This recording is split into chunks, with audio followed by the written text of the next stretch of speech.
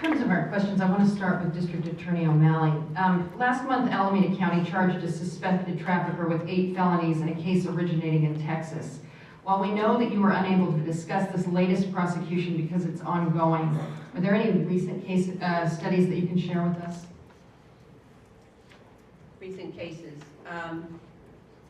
So yes, the particular case that is referenced is a case involving a young woman who was in Texas, who came to California like many people do. She met a man who very quickly became her friend, and I put that in quotes, and then very quickly after that forced her into the sex trade. And she was being exploited for quite some time. The only thing I'll say about it is that when we have individuals who are coming here or brought here from other parts of the country, that this is not their hometown. And so it's important from our standpoint as prosecutors and victim advocates to make sure that they are linked into services wherever they are. And it isn't just so that they're around when it comes time for the prosecution, but it is making sure that we are demonstrating to them that the prosecution is secondary to their health and well-being. And that means housing. I think housing is a huge crisis in our state. I mean, everything is expensive. It's a crisis for working people, let alone people who've been exploited and need shelter or need more permanent housing. So to that end, the way we're able to be successful in moving our cases forward, and so far we have about 50 cases pending right now in our prosecution unit, but we've already prosecuted almost 550 cases of human trafficking.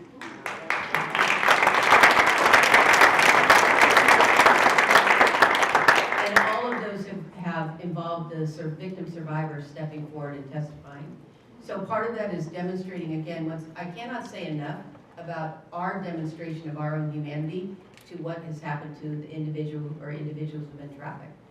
Because for many, their whole life has been about people in authority lying to them about emotion, lying to them about saying, I love you, when really they don't, lying to them about, I'm going to take care of you, when really they aren't, lying about everything.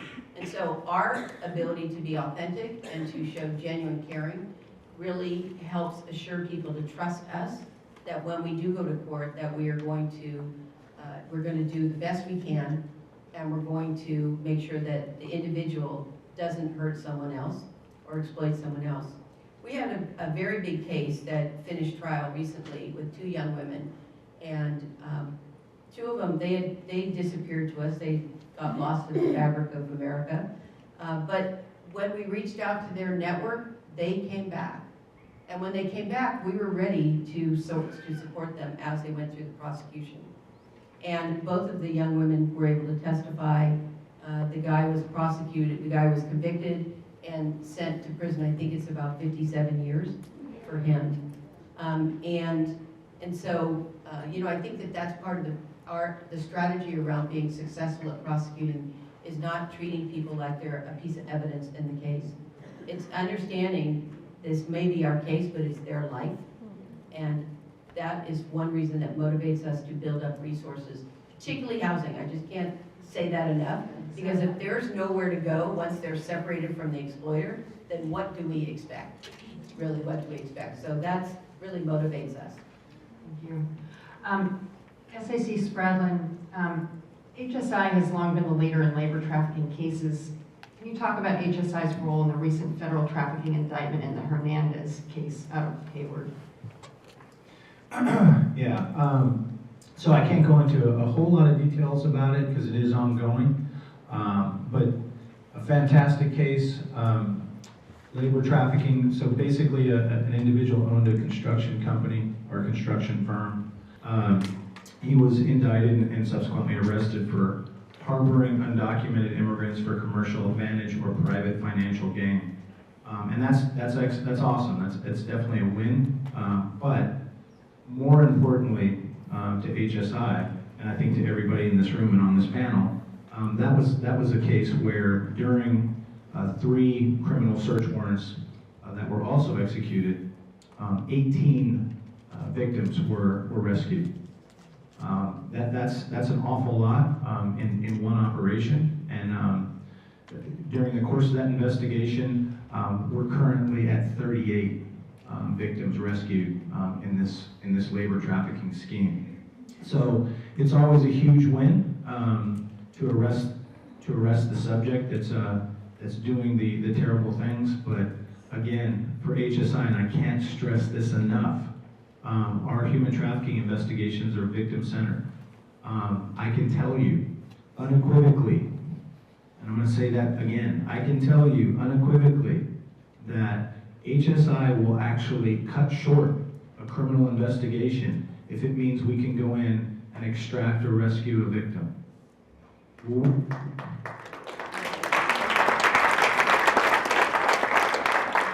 Judge Wormley mentioned Operation Dark Night, and that was an investigation a few years ago that ended up, growing in scope.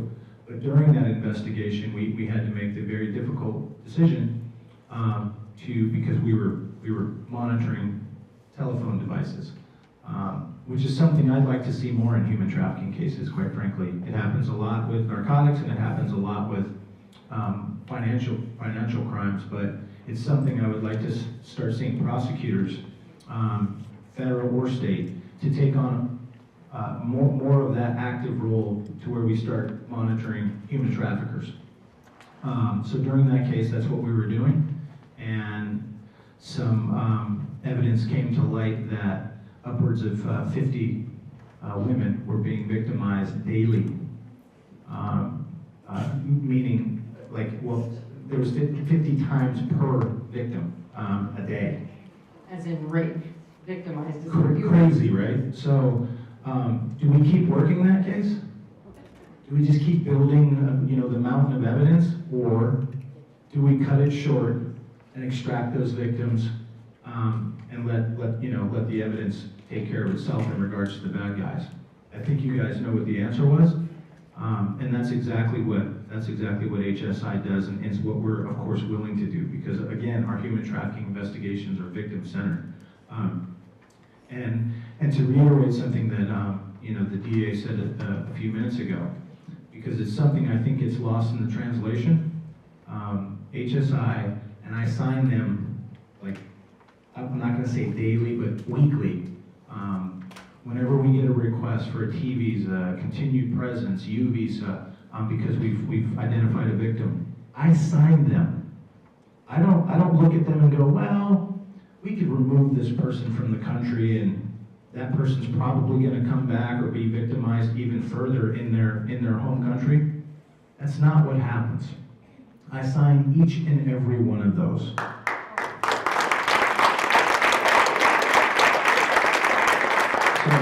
So again, kind of to go back to the politics of it. Help me, as community leaders, educate the people that you encounter every day, the people you work with, the business leaders.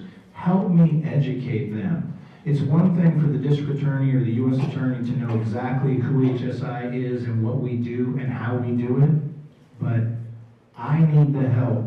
Our special agents that are the heroes that are working human trafficking, and there are two in the room, Andy Jensen and Melissa Sauerwein, right to your right or left.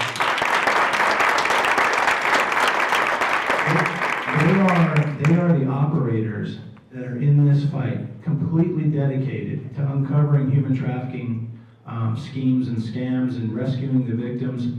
And it's them, it's those agents that every time they do it, they get the Resist ICE HSI movement. They get protesters chanting shame at them as they extract a victim from a house. And yes, that happens. So help us educate the members of our community that if HSI shows up, people have much, whether it's to rescue a victim or to arrest the people that are victimizing them, if HSI shows up, that means something terrible is about to end, not to start.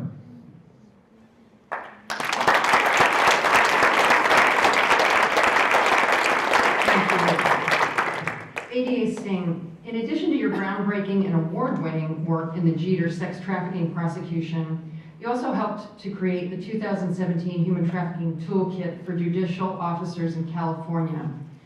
In your opinion, why was the judicial toolkit necessary, and what do you hope that it accomplishes, and what are the most important aspects of this judicial training? So it's very interesting. I actually had the pleasure of presenting with D.A. O'Malley, one of her assistant district attorneys in the area of labor trafficking for Bill and sex trafficking for myself.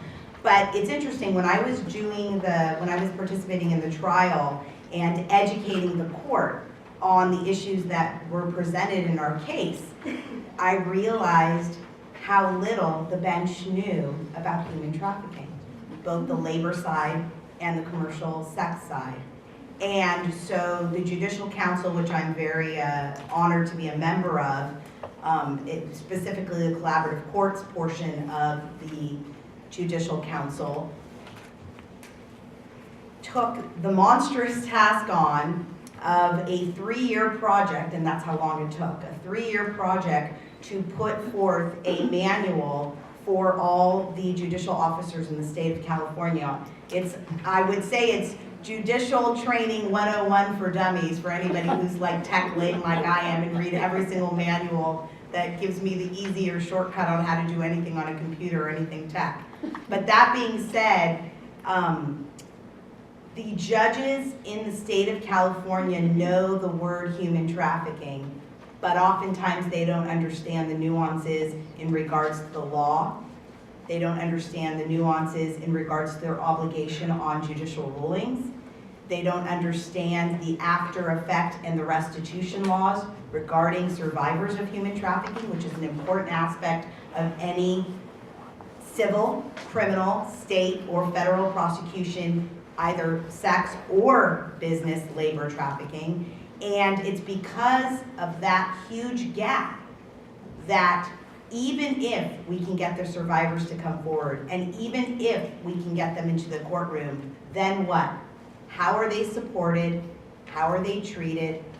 How does the case go in? How does it affect the jury? And how does it ultimately affect the outcome? And that's why it was such an important piece of work. I thank Amy Bacharach from the Judicial Council. She was phenomenal. She was the main author of the toolkit, and Judge Lee from San Mateo, who heads up the juvenile division of the task force for the collaborative council. And with the work of all of us, we were able to produce a very large document. You can find it on the Judicial Council California website. Just search Human Trafficking Toolkit. It's there, all indexed and ready to go. So it provides basically step-by-step everything that a judge needs to know when they're dealing with any type of trafficking case, whether it be sex or labor, from the pretrial motions to how to treat a witness in the courtroom, to common decency and respect, to protecting the victim from the defendant when they're testifying, to security in the courtroom, to how to rule on motions, how to allow experts, so everything that they would need to know.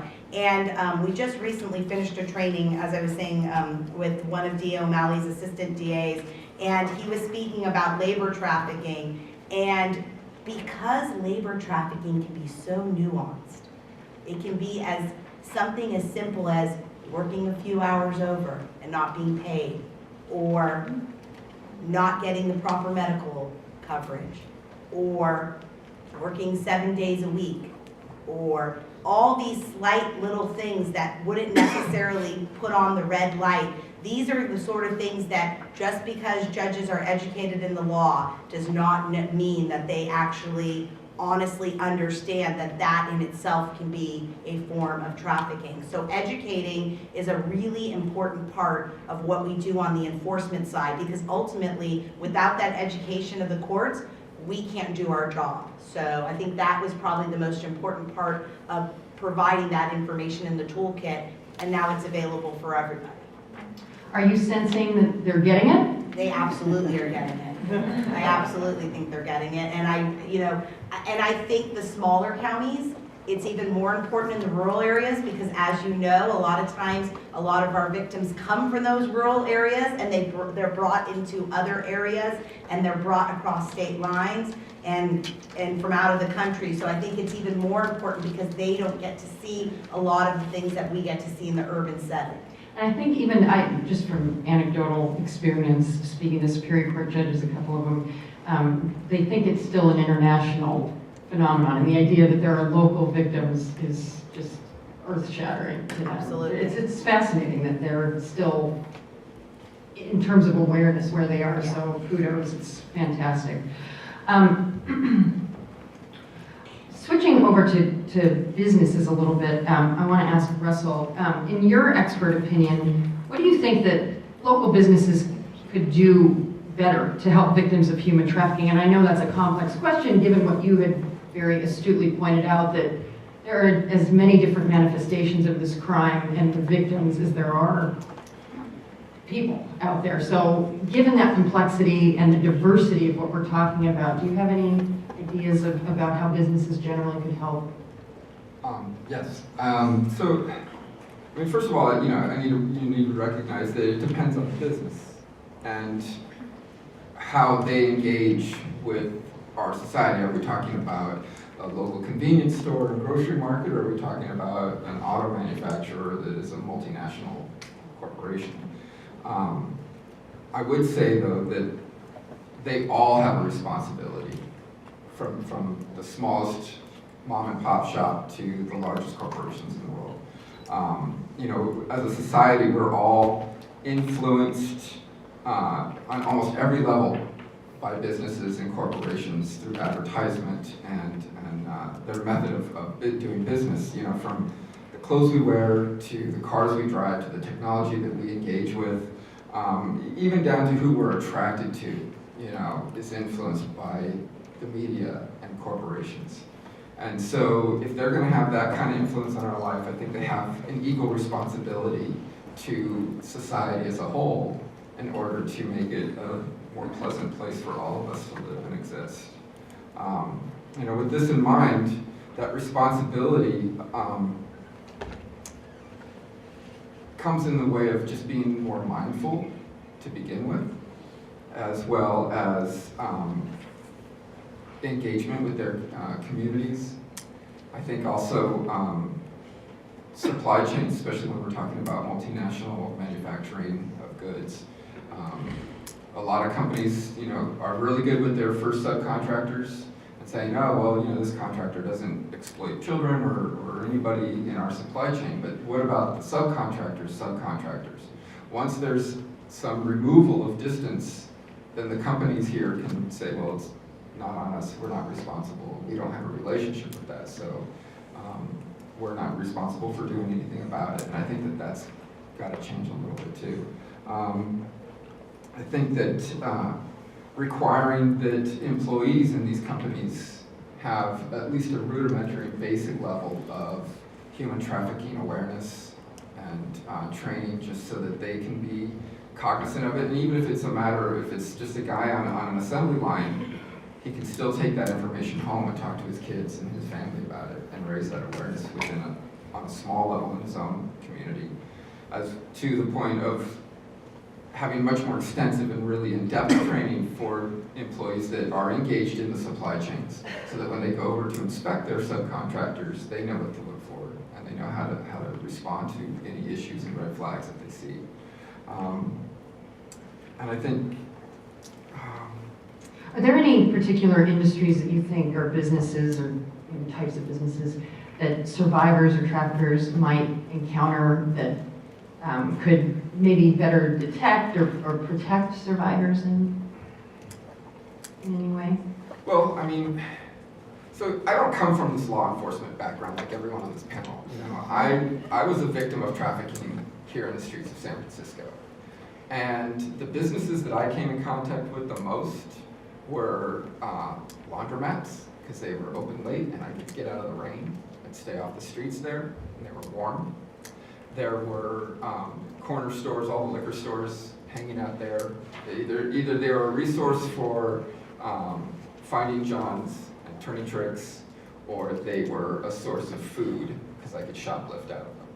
So I think that when it comes to directly impacting the lives of victims and survivors, it's the small mom and pop businesses actually that have the closest connection to that population. Would you have trusted any of those business proprietors, or is there something that they could have done to help you reveal something? You know, like that? trust is a complicated thing. You Yeah. know, I trusted people a little bit when I felt that their engagement with me didn't require anything in return. It wasn't transactional. in So some if it way. wasn't transactional, I mean, there were little corner shops that they knew I was stealing out of their store. They didn't say anything; they just let me do it, you know. And sometimes they would just pull me aside and say, you know, just take what you need. You don't have to steal. And so yeah, I trusted those guys. So when I was in trouble, if I was in danger, I knew that was a store I could run into and get help, you know.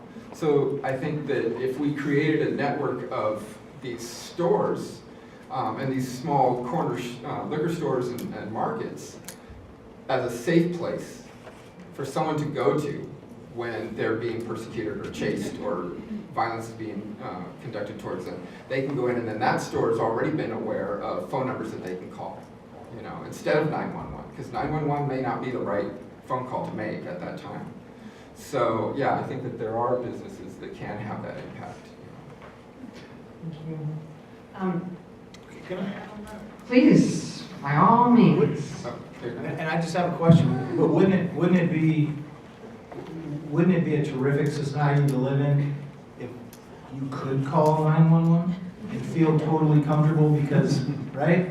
And that kind of goes along some of the comments I made earlier.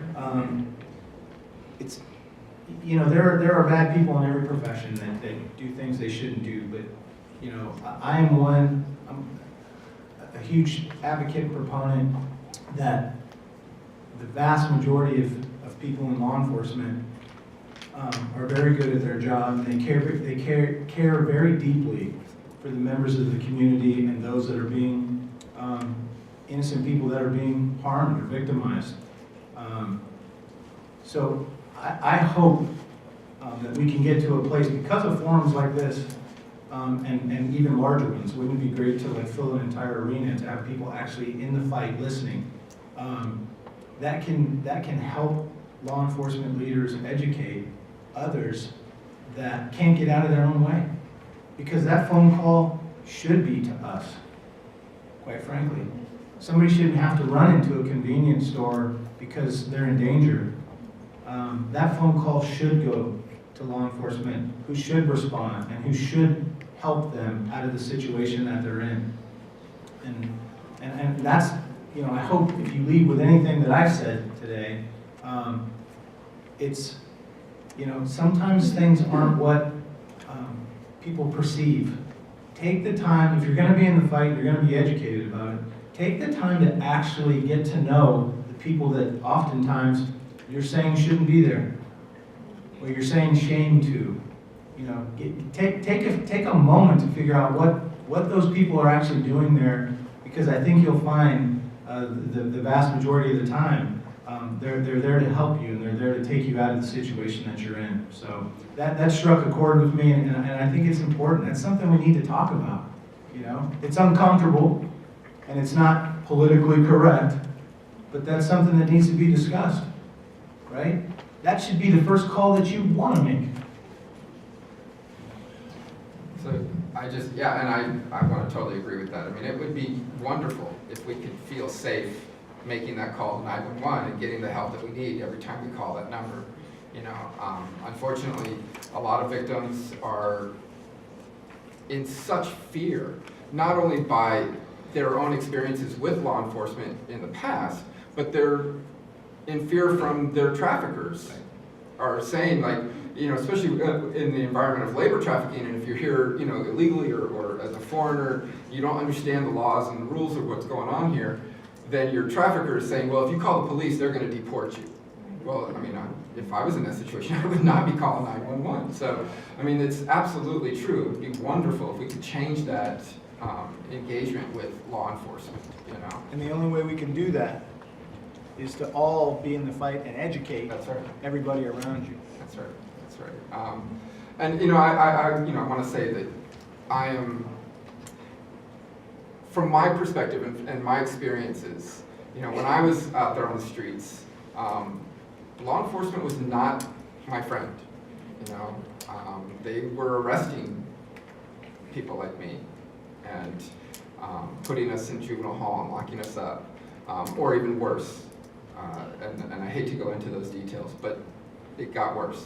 And so I just want to say that I want to recognize where things are changing and how great things are getting now. And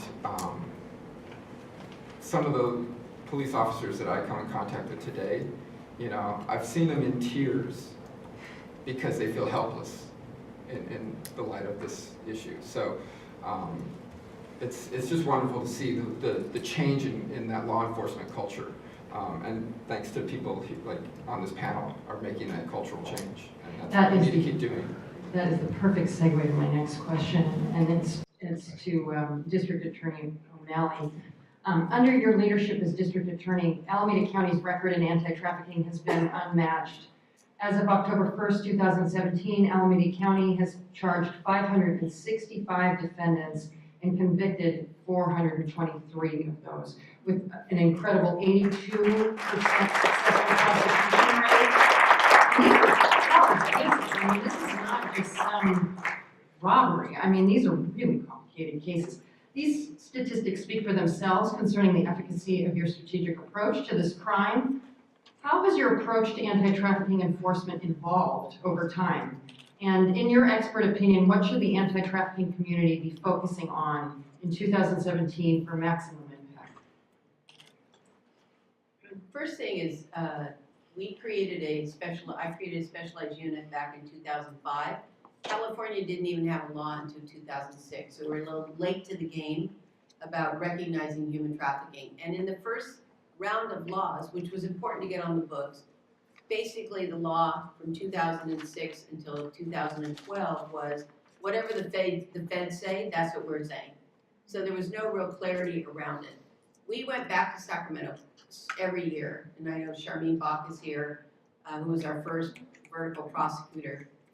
We went back to Sacramento every year to try to change those laws to bring awareness around human trafficking. And we enhanced the forfeiture laws, and we enhanced the, could it be a gang enhancement? We kind of danced around the core issue until 2012 when we passed the initiative, Prop 35, which I will say passed by more votes than any other initiative in the history of the initiative process, which during the initiative process, there's a requirement that the Senate have a hearing about an initiative.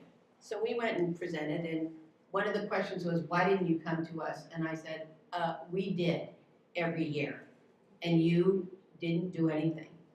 And so, you know, I mean, that's the bold me, I like the strong, smart, bold stuff. That's the bold me, because that was the truth. They were afraid, they didn't understand all the things that Ronnie talked about and we've talked about. So what we've done differently is that, first of all, we've dedicated the resources and we created our own initiative that has now been replicated by many communities across the country. This is our HEAT watch, so human exploitation and trafficking. We had to have a blueprint for ourselves because it was very new. The first case I took to court, I explained to the judge in chambers what the case was about, and at the end of it he said, what's the crime? And this was a judge that was good for the prosecution. What's the crime? So we knew we had to have a blueprint, and that included training law enforcement. And I have to say, you know, big shout out to Tony Flores, who has been working in this area for so long, being, and sometimes kind of a lone ranger, and same with the Oakland police in their early years that were just out front on this stuff. So we had to train law enforcement. The second thing is we had to actually have the guts and the courage to move cases into court. To not go in there thinking, not having the attitude, if this is not a slam dunk, I'm not going to take it to court. That we had to put our evidence together, build the victim resource and support, and then go to court. And you see the results of that. The third one is make sure that we had community-based organizations that were there to provide support for survivors, especially aftercare support. So the case for them, case for us might have ended at the sentencing for them, that their life went on. The fourth thing was change the policies, which we talked about. And then the last one was really engage community. And I think it's that engaging community that has educated jurors, people that will show up for jury duty. It's educated people to stop marginalizing someone when they think they're just a prostitute, or I don't actually use the term John. Lets people off the hook in my mind for what they're really doing, which is child rapists in many respects. And also I'm married to a guy named John, so the sex buyer or the child rapist. And you know, people go, ooh, child rapist, and John's easier to hear, but you know, our job is, just like what Special Agent said, our job is to be in people's face about this is a time that's come. We can't soft touch it anymore. What we've done to really expand this is that we have grown more educated about the impact of this, the layers of trauma that exist, so that we don't think this is a routine case that we're working, or a routine victim. I hate to say it that way. It's recognizing, being more aware. It's trauma informed. It's incorporating that and having teams that work together. It's collaboration and consistency, like Ronnie talked about, so that when a case does get to that point where it's going to go into court, there's a community that has now come, not literally, but figuratively coming into court with that survivor who's going to sit up on the stand, talk about what happened to him or her in front of the person that did it to him.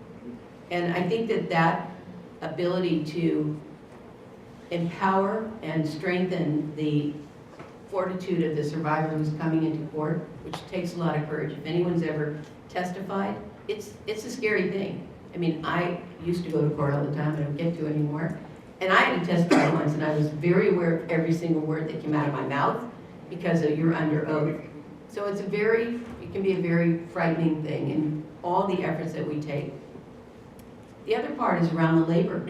Because for a long time, people didn't think there was any, what does that mean? And what can you do anyway? And, you know, and how we put together our cases. My office now, we've got 3 forensic accountants, and all they do is look for money of the traffickers. Because at the end of the day, not only do we convict, but we get the restitution for the workers that have been exploited. Or we work with HSI to make sure that people are lined up and teed up to be able to, if they're not here without documentation. And I'll just say that in one area, the case that Ryan spoke about initially, that was a case where we were already prosecuting that guy. And he was still doing it under our nose. And we had an active case against him. So we're incredibly thankful that HSI stepped in to put an end to this guy once and for all. So it's putting in the resources, it's putting the attention, it's having leaders in the prosecution office like Ronnie who really knows and understands and is committed. It's having vertical prosecutors, it's having consistency, it's having trained investigators, and a lot of support. And then being willing to take cases even if it's not a slam dunk. Because jurors now, at least in my community, as you can see from our conviction rate, they get it.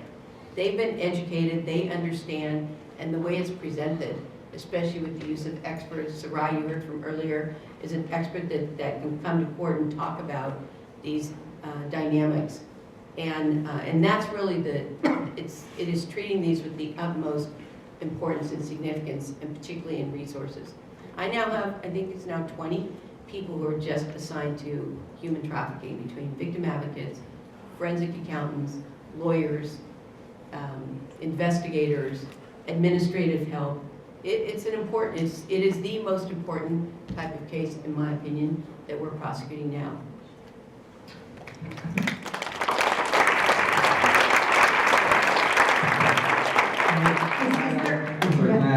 Please. I just wanted to reiterate the importance of survivor involvement in this work. Without that perspective, your work is not survivor informed, and it really needs to be. And if whatever you do is directly engaging victims and survivors, having another survivor who has spent some significant time past that point in their life where they are able to manage that trauma that they've been through, then that makes that survivor or witness and victim to this crime more at ease and more comfortable, and it actually makes them a better witness if they feel like they have somebody there with them that has also been through what they've been through and can relate, and let them understand that, you know, these people here, they have a job to do, and they're not their enemy, but sometimes it comes off as like a lot of pressure, and so helping that victim to really understand that it's a collaboration, and other survivors can really do that well. Absolutely, and just based on like one of your answers to a prior question about the types of businesses, a laundromat, that's an insight. I mean, survivors are absolutely the experts, and if any of you are new to anti-trafficking and are kind of wondering how to get involved, my recommendation is always just talk to a survivor, hang out with a survivor, and that's going to give you your PhD in trafficking and the nuances, as you say, and the complexities of this that sort of escape some that have never interacted with victims or survivors. Speaking of survivors' involvement,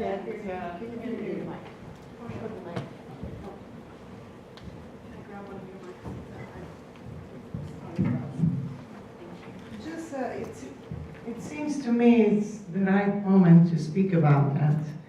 Having the voice of survivors consulting us, but also hearing the voice of survivors, we have such a huge group of victims, not even rescued yet, that we don't even know about. I'm thinking of all these children, especially children of immigrants, trapped in some sort of labor trafficking, sometimes sexual abuse, and they have no way their voice to be heard. We don't even know that they exist. There was a group in Napa and Sonoma creating passports for these children. Not real passports, but real in a way they were taking fingerprints. These children have parents, but the parents don't have the obligations the rest of us have in this country, because nobody is doing the oversight. We don't know that they are here with children, and we will never learn if this child is missing, dead, if they don't go to school. And this is horrible to me, coming from places where we don't have such impact of undocumented people. So I want to go back to what was said here before. When we speak about immigrants, and I'm an immigrant, obviously, we have to always think on, see the both sides, because as the rest of us, immigrants can be good and can be bad, can be the abusers and can be the victims. And basically, we have to know who they are. We have to know where they are, and always have this idea of having all these children, and we don't even, when we speak about labor trafficking, we don't even recognize them as victims if they agree to the labor trafficking. So speaking of all of that, I just wanted to ask the speakers today, do you see any law enforcement solution? Obviously we don't make the laws, but we can influence them to take care of these children that do not have parents under our oversight. So I think that one of the things that I'm really happy to be a part of is this new perspective on this fight from a human, from a public health perspective. Because I mean, no offense to law enforcement, I don't want to discount their hard work. I mean, but they've been leading this fight for 20 or 30 years now, and things are not changing that much. And it's not their fault that it's not changing. But you cannot arrest your way out of this problem.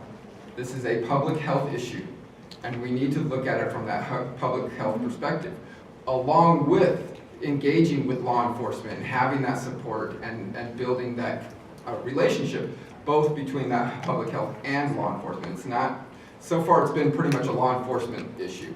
And that it's too much for that one entity to take on this issue. It's just too complicated. So that arresting our way is not going to solve it, and prosecuting is not going to solve this problem. You've got to look at it from a holistic perspective. But as I was saying earlier, just having survivors engaged with law enforcement, because they're going to help law enforcement be able to identify and find where these victims are being, exploited. For example, like as a male survivor of trafficking, there's very little public, arena for male trafficking. It's very, very covert and very, very hidden.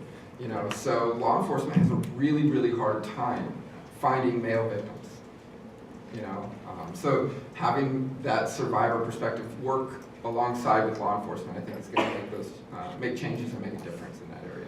But you need to have survivors involved at every level, from top to bottom, with this fight for sure. So I just want to add, I agree with the change. The change is happening now because law enforcement is now not in their traditional role of enforcer, they're now protectors. And so I know it's, for local law enforcement, it's confusing because it used to be, well, I would take them to juvenile hall because they're breaking the law. That evolved to, I'm taking them to juvenile hall because there's no place else to keep them separate and safe. And now the law says you're not arresting them. So we're really working hard. We've created a new protocol through this research institute that I have that law enforcement is now looking at, and we're piloting it in different areas of what's the role of law enforcement now. The other part that I think is critically important around, and particularly to the public health model, is that there are a lot of institutional workers who come into contact with people who are being exploited or trafficked. So, like right now, many of you know that in this institute I have, we did public hearings across the state, and we had a commission of 19 members, doctors, educators, advocates, survivors. And one of the things the medical community realized is that they have a medical protocol for dog bites, bee stings, the flu, but not for human trafficking. So part of our effort now is to create the platform, and we're working with various hospitals to help them create a trauma-informed, survivor-informed protocol. They will then become the champions in their hospitals. So there's an emergency room perspective of somebody coming in. Same thing with social services, same thing with everywhere. But I want to talk about the one issue that I think is critical, and that is with children. That we have a lot of children that have come to California as unaccompanied minors. Many of them got placed in homes that they don't really know that person. Maybe they're a distant relative, maybe they're not, maybe they just got placed there. So part of, and I'm not going to talk about any specific case, but this is a place where HSI has really stood up as a shining light. Part of what we are doing is looking at the schools, because all of those kids were school age.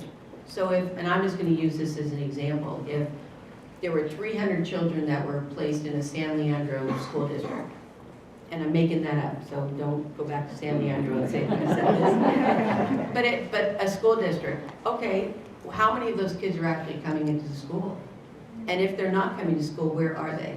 And the fear that we have, and the investigation and the focus we have is, are they being put into some forced labor? And some of those, Polaris Project came up with a lot of 16 different industries. So we look at those industries to say, is that a place where a child can be hidden in plain sight, where they're not going to school, they're not being seen in any institutional setting, but yet they're working at night, or they're doing domestic servitude. And we had, in our hearings, we had one young woman who was brought here as a domestic servitude person, who did go to school. And she told her teacher at school what was happening. And he called the the child welfare worker, who interviewed her in front of the exploiter. So what is she gonna say, right? And this kind of goes to what we've been talking about, is having that sensitivity to how you separate. But I think that Antonia's point is a very important one, that we do have a lot of victims that are still being victimized in very plain sight, but invisible to many. And we need to dig to see if that's the case, and if so, take action. Can I add? Please. While I agree, certainly, I mean, I think the war on drugs is a great example. While I agree we can't arrest our way out of, I mean, if you really think about it, essentially anything. What we can do is create a deterrence where people are afraid to engage in the acts because there are repercussions. For example, and I know Judge Wormy and I have spoken about this, one of the big issues as far as I'm concerned, and I think HSI is concerned, is demand. The demand, when you're talking about sex trafficking specifically. So how do you cut off demand? Well, as a law enforcement agent, I can tell you what I vote for is arrest them. And that doesn't happen enough, I can tell you. It does not happen enough. We have U.S. attorneys, we have, and no offense, she of course does not say no, but we have district attorneys, we have U.S. attorneys that when we present the sex buyer for prosecution, whether it be for a Mann Act or something like that, the answer is no. So the sex buyers that demand walks away. So the human trafficker may be arrested. The victim survivor may be rescued. But it's all going to start again because there's that demand. And what again, I know we can't arrest our way out of it, but what you can do is create some deterrence, because people don't want to be arrested. People don't want to spend, a large portion of their life in prison. And we were successful in Atlanta, that case we mentioned, Dark Knight. Many of those 23 were in fact the buyers. And that is where, as law enforcement, we need to do a much better job prosecuting the people that are demanding it. And we need to have juries, though, that are educated enough to convict in those cases, because prosecutors aren't dumb. They're not going to take a case that they can't win, and they can't win if the public doesn't think that it's a big deal. But you know that that's one of my big things. So thank you very much for making that important point. Can I add one thing? Yeah, yes, please.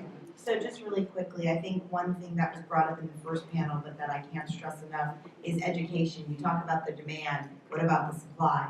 And I thought that was a great question from our summit students about how young is too young. I have a funny anecdote. So in 18 years of prosecution, my parents never watched me in court once. The first and only time they ever watched me was my closing argument on the Jeter case. Other than my father making some looks when I was using some choice words that he always told me not to use. And then I got to say, quote, unquote, because it wasn't my words, it was the defendant's words. My father, at the end of the presentation, looked at my mom and said, "What is human trafficking?" So that day, he knew it was a sexual assault case. He knew what a pimp was. He didn't know that terminology. And in his mind, very well-educated, PhD, immigrant from India, probably has seen things like that his whole life, but didn't understand that this basic street-level case was a case of human trafficking. Well, fast forward, we're at a family dinner, and my dad, a couple months later, says, "Ronnie, what does that really mean? You know that term, human trafficking?" My now 11-year-old daughter, at the time 10, turned around and said, "Papa, that's when somebody makes somebody do something against their will, and they get the money for it, and somebody else doesn't." So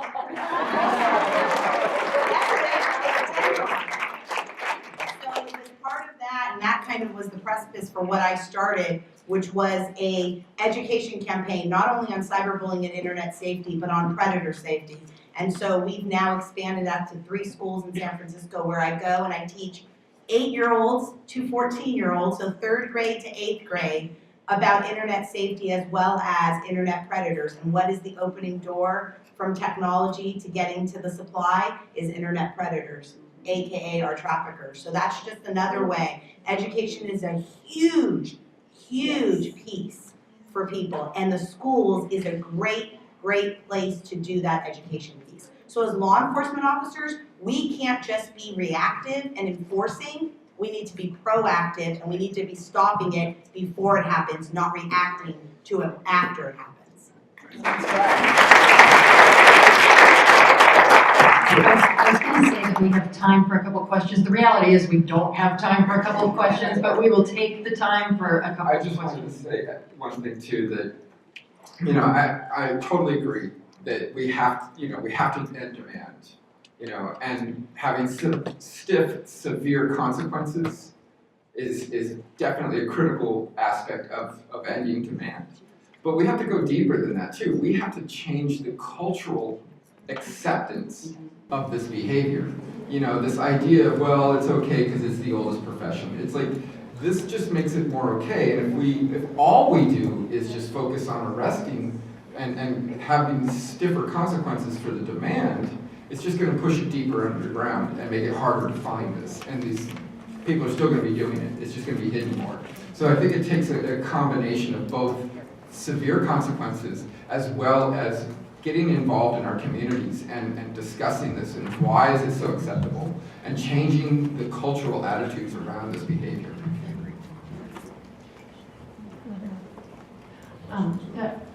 In the back. I have a question. You talked about safe houses, that they're needed.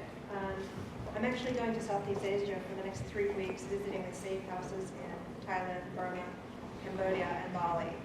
And I've seen more homes there than I have here. And exploitation there is so part of their culture that nothing government is doing is really helping it, but the people themselves are doing it.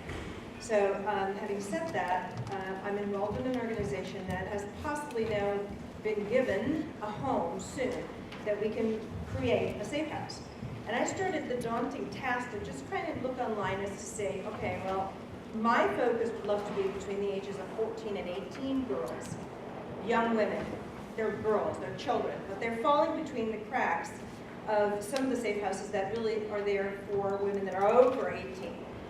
And trying to find how do I do this and get it legally established was daunting. And normally I would work full time. I just happened to be off today. And I need help. Is there anywhere I can go to someone to help me walk through so that I can get this home off the ground? Okay, and I'm not even going to let the panelists speak to that. I'm going to go straight to the expert in the room, the #1 expert on all things, Tina. She's asking, yeah, of course. She's asking for some advice on how to start a safe house. So if we're talking about shelter, and Tina, can you speak to that from Freedom House? Well, I mean, it's a very long Microphone. But if she wants to come over, I can talk to her either now or after. So I'll just tell you also that I'm now working, I'm in the middle of this right now, and it's the government sponsored is bureaucratic and very structured, as you know. So we rely on private industry, we rely on people who are giving houses. The rules are important because we need to make sure that it isn't a ruse to exploit people. But what I did was I asked the bishop of the Catholic Church over in Oakland and Contra Costa for a rectory or a convent and said, you don't have nuns. If you do, they're in apartments doing great work, and you have very few priests. So you have real estate and we need it. So we are about to open Claire's house. I will happily say Claire was my mother. Claire's house. So we've gone through the process that you're talking about from a private sector focus, but having to meet the guidelines of the government. So happy with Freedom House, excellent. Happy to talk to you about it because we're going through it right now, but we hope to open in December. Thank you. Lunch is here, so I don't want to cut into that.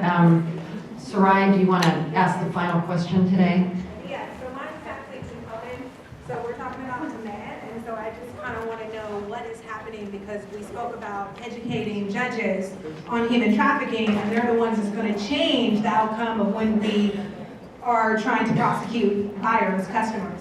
So what is actually happening, because yes, we don't have a John School anymore here in the Bay Area, and these customers, buyers, child rapists, they need to be charged on rape, statutory rape, etc. So what is happening? I don't think it's only the educating the judges, I think it's definitely educating the juries.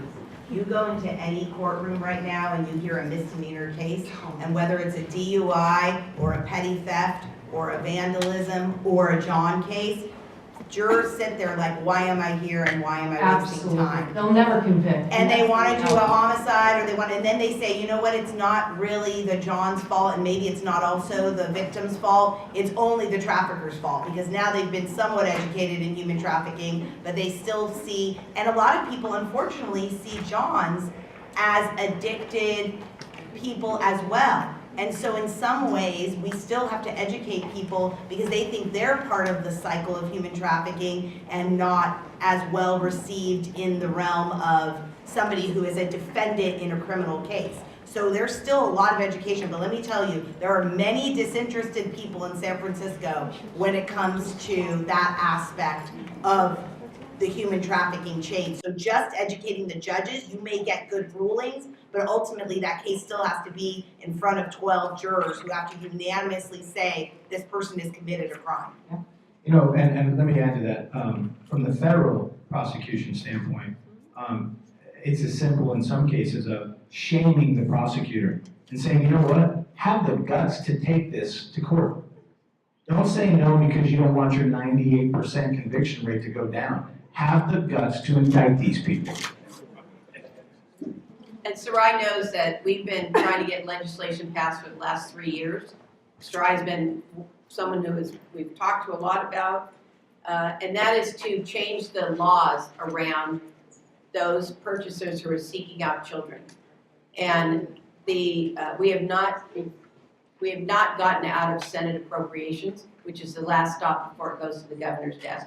Even though our bill gets no votes, we get stuck in appropriations from increasing punishment for people that are specifically targeting minors to purchase for sex. And we've been systematically changing the laws by restructuring the solicitation laws to separate out when it's a minor. We've been doing a lot of stuff, but we have not been able to get over that hump. I engaged Girls Inc. this last time to say every Girls Inc. should write a letter to the governor and to the legislature. This is an important bill for our children to give them greater punishment. And because Sarai is right, that the ability to show statutory rape means that we have to be able to prove that there was sexual intercourse, and we're not always going to be able to do that. But the solicitation part, for me, is enough, and we've got to do more about the demand side. Absolutely. I think maybe what we should do is cut this and then we have the welcome from Kamala Harris, and so I think we might be ready to do that, and then we can have lunch. But before we shift to Kamala Harris, I just want to thank our panelists. These are some of the busiest people in the